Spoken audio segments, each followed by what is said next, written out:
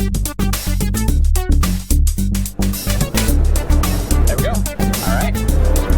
Hey everybody, thanks for joining us on CodeChat. I'm your host Jeremy Foster, codefoster.com, and on Twitter at CodeFoster. Once again, we're coming to you live from, well, it's not live, but we're coming to you from OSCON, the open source conference in Portland. And we're recording a number of shows here, so that you'll get used to the energy and the background behind us. But I'm here on CodeChat today with Greg Bulmash. Is that how I say your last name? Bulmash, yeah. Bulmash. All right. Well, thanks for joining us, Greg. Oh, my pleasure, Jeremy. How are you doing today? Oh, I'm doing awesome. I got my speech out of the way, and I'm just sort of, feeling a little relieved and just enjoying the vibe. What was your session on?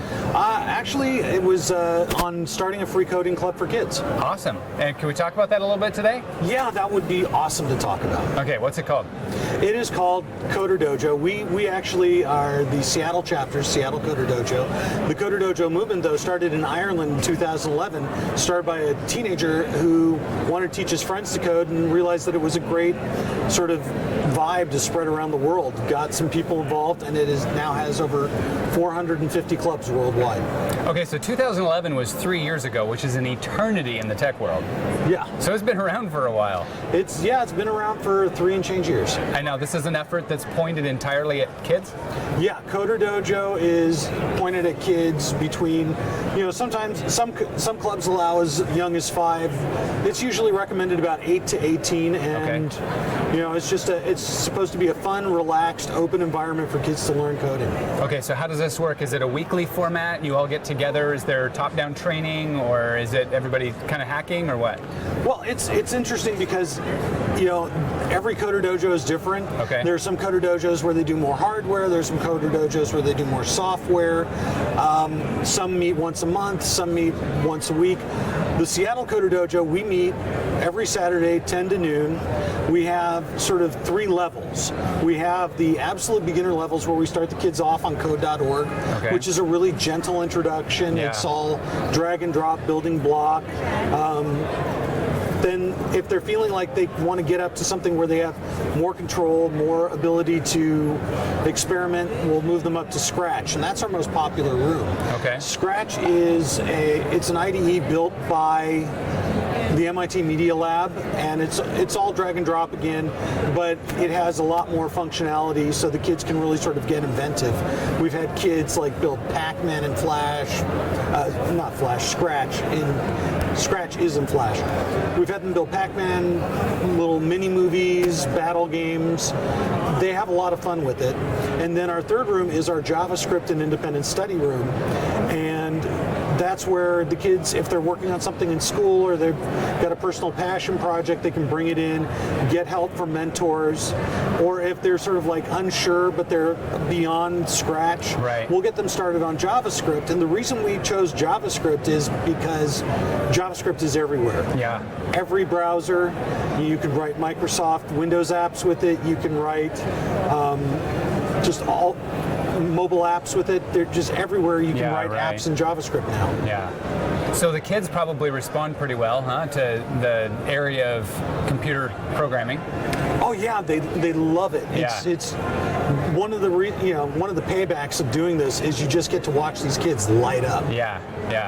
So it's a pretty a good ramp in too, right? You said that the first one is code.org, and so even the younger kids, the 8-year-olds that have never touched this stuff, have an entry point. Yeah, because they learn. Code.org has their K through 8 computer science curriculum. They also have the Hour of Code curriculum, and for the kids who are just really like, I have no idea what I'm doing, there's a 20-minute Flappy Bird tutorial. Okay. And it's really, like you will pull out a block that says flap wings, and it abstracts away all the stuff that you have to do to make the Flappy Bird flap its wings. So pretty much anybody can do that one.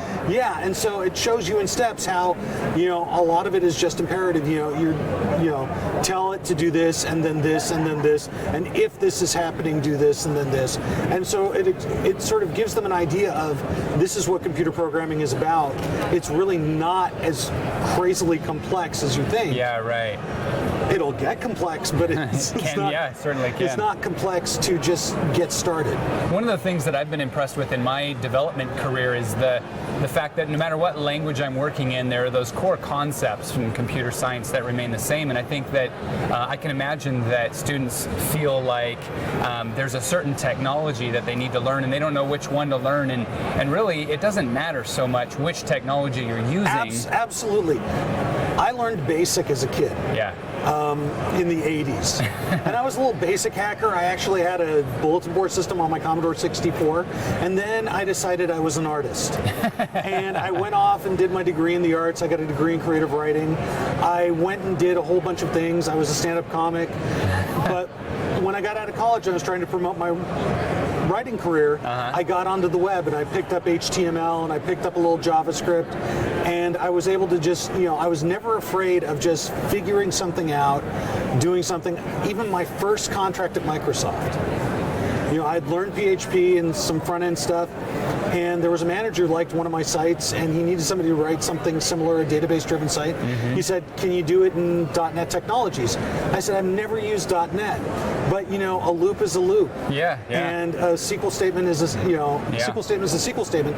If you gave me 2 weeks in a book, I could probably figure it out. Sure. And he said, okay, you've got 2 weeks in a book, and that was my first. That was my first contract at Microsoft, was building a web front end to a tracking database. Okay.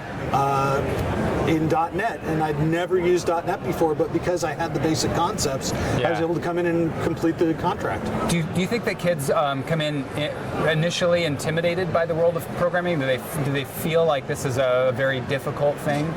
I think their parents are more intimidated than they are. Oh, wow. Because, the great thing about the kids is they don't know that this is supposed to be hard. They don't know that this is supposed to be impossible. It's sort of like, the old Warner Brothers cartoon where Wile E. Coyote chases the Roadrunner off the cliff, and he's running on air until somebody sort of points out to him, there's nothing below you, and that's when he falls. Yeah. So the kids, they're just like running off the cliff, and they keep going because nobody's told them that they can't do this. Yeah. So I think it's just a really great vibe because their parents are more afraid of tech than they are. They've grown up with tech. This is second nature to them. And usually they have some motivation, anything from, I want to build Minecraft plugins to, hey Ferb, I know what we're going to do today. Now you've got your own kid. Is he writing software? Yes and no. I mean, the reason I got into this was I was trying to get him into writing software and doing more, and I was having trouble, and I went out looking for other parents who were doing this and trying to share tips and tricks, and that's where I found out about Dojo, and I thought, hey, this would be a great thing for him to do, the social thing. So he's gotten pretty into Scratch. He's also really gotten into Inkscape. Oh, cool. So he's been like designing his own Pokemon cards and stuff like that. Yeah. And I'm trying not to, say you have to make an app, you have to step up. Yeah. Because I don't care if he gets a marketable skill out of this. I just want him to understand that computers are tools that he can use and that he has the ability to pick up the knowledge to make the tools he wants. Do you think every kid should learn this stuff in school? I think every kid should learn this stuff in school. I think every kid should learn this stuff for wherever they can. Okay. And Microsoft is promoting TEALS, which is sending people out into the high schools to teach. And Code.org has got this whole high school curriculum they've been promoting around the country. So what we're getting is a lot of the elementary school and middle school kids. If you look at, if we ask the parents what grade their child is in when they sign them up for a Saturday Coder Dojo, 60% of our kids are elementary school. 30% of our kids are middle school. 10% of our kids are high school. Interesting. How involved are the parents? It depends. Some parents will sit with their kids and work through the exercises with them and be their teacher. And when they run into something that neither the parent or the kid can figure out, they'll raise their hand and get a volunteer over to help them. Some parents, put their kids in the room and they go out and sit in the lobby and read and work on their iPad. So all we say is that the parent has to be there. Okay. We don't make the parent get involved because some of the parents, either their kid is just so far ahead of them. There's no way. There's no point. All they can do is sit there and go, yay, good on you. And then there are other parents, they're afraid of technology because they came up at a time where technology hit them in a little older. And we have this myth in our culture where if you don't get something sort of right away, you're not a that thing person. So we have this myth like, I'm not a math person, I'm not a tech person. And it is a myth. Because there are some kids who just are naturally more inquisitive. And so it's not that they got the technology faster, it's just that they were more determined to figure it out. Or their parents were already, exposing them to it and were able to help them more. So these kids come in and they're just like banging away at stuff. And another kid goes, well, I'm not as good as him, I must not be good. And it's really, math, technology, science, these are all things that you can get good at if you put in the time and you have the interest. So it's not like I'm not a tech person, I'm not a math person. You got to sort of get them to understand I'm not a tech person or a math person yet. And so I think the parents have already sort of created these self-fulfilling prophecies. So some of the parents like, my kid loves this, I don't get it at all. But you could. While other parents are like, yeah, I love this, my kid loves this, and we're connecting on this and doing this together. That's fun. So the program is called Dojo. You said that it goes on all around the world, right? So there are a lot of chapters. Your chapter is the Seattle chapter. And how many kids are coming out for these? We get between 70 to 90 kids on a Saturday. We're actually, oh wow, that's a lot. We're actually signing up 115, but when it's free, a certain amount just go, yeah, it's a free ticket. It's a beautiful day. I'm not coming. The sun's out in Seattle. So that's been the case this summer. So like for Saturday, we've got 115 kids already signed up. We're already in a waiting list. But another great thing is that, you've got the two sides of the lake in Seattle. You got east side and west side. We're at Amazon on the west side. We've done a couple of things on the east side at Microsoft, and people just responded so huge. And they're like, it's such a pain to come across the lake. We're actually starting up a satellite at DigiPen on the east side. Excellent. We're piloting in August. We're going to start it up in full in September. And so we'll be running Coder Dojos on Saturdays at 10 a.m. at Amazon and DigiPen starting in September. Wow, that's great. And so we'll have room for like 200 kids, and I wouldn't be surprised if we fill it up. Do you know of any other offerings in the area? In the area there are some for-profit offerings. I don't know of any groups that are like ours. But there was another group here, DevOps for Kids, and I went to their presentation and it's like, oh, there's so much stuff I'm going to steal for our kids, because they're the same way. They're open, they're sharing. We're out of Ireland, they're out of Belgium. It's just really sort of, they've actually done some tutorials for the Coder Dojo down in Silicon Valley. So there are other groups like this. They may not be in Seattle, but they're all over and they're spreading. It's I wouldn't say it's like a virus or a cancer or a mold. I would say it's viral though. It's like Johnny, it's like Johnny Appleseed. It really is. It's like Johnny Appleseed going across the country and planting apple trees. I can relate. I mean, I've got a 2.5-year-old, and so he's not old enough to write an if statement yet. But as soon as he can, I sure want him to, because I just feel like a kid not only learns. I mean, like you said, it can be a very marketable skill. It can be a very technical skill. But besides that, I think that they learn a pattern of thinking and a way of interpreting between the real world and the computer world that's pretty invaluable. I think it helps us learn how to think.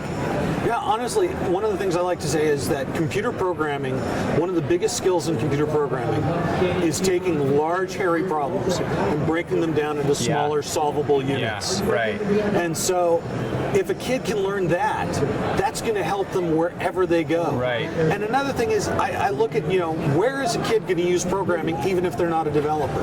Like, let's say a kid goes into physics. They're going to be writing simulations. Sure. Absolutely. A kid goes into medicine. A kid goes into law. I have a distant cousin who's an IP lawyer, and he had to get a degree in engineering just so he could understand what he was litigating. Well, and even if a person in their profession that's not a computer science profession, even if they're not writing the software, just the ability to know this is the type of problem that a computer should solve for us. Oh yeah, well, the reason I went into the arts, the reason I got back into writing code was because I saw problems in my work that I was like, these are totally automatable. Yeah. And I can go to the management and say, can I get somebody to automate these for me? And they go, well, let's see, you're like here on the priority list. And so we'll get that automated for you next year. And I'm sitting here doing this tedious like drag and drop, cut and paste stuff that I just wanted to learn to make tools to make my life better. And so that's why I got back into coding like 17 years later. Yeah. Well, that's fun. Well, this has been a good chat. I think this is a really cool program. I think it's a great program for the kids, and there's a lot of, there are probably a lot of developers in the audience that themselves have kids and would be interested in something like this. Now, if they don't live in the Seattle area, then they obviously won't be involved in your chapter, but they're going to probably be able to find a Coder Dojo in their own area? Well, you can go to coderdojo.com. Okay. Actually, at zen.coderdojo.com, they actually have an interactive map that shows you where Coder Dojos are, and you can find the Coder Dojo nearest to you.